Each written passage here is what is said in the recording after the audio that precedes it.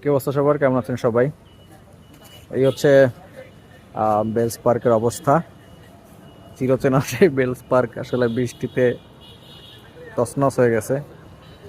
মেলার কথা তো বাদই দিলাম, নাগরদোলা খালি পইরা আছে, সামনে ট্রেন খালি পইরা আছে, ওই সাইডে নৌকাও খালি, সবই খালি। আর মেলা ওই যে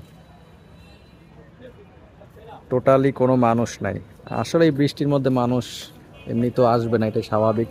এই আজকে সারাদিনই ধরতে গেলে বৃষ্টি ছিল।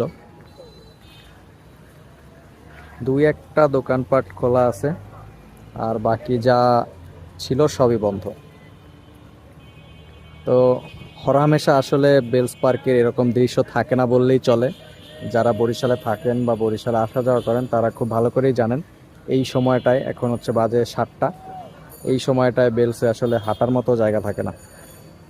আরও তো এখন এখানে মেলা চলতেছে, এখন তো আসলে অনেক ভিড় থাকার কথা, বাট কিচ্ছু করার নেই, এটাই প্রকৃতির নিয়ম। বৃষ্টি, এমন বৃষ্টি নামছে যে মানুষজন বাসা থেকেই বেরোতে পারে না।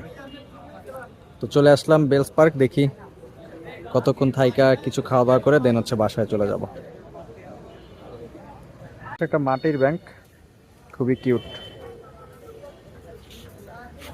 এটা কিনে নিলাম মাত্র 20 টাকায়। এটা আমার বাসায় রাখা যাবে কোথাও, খুবই ছোট।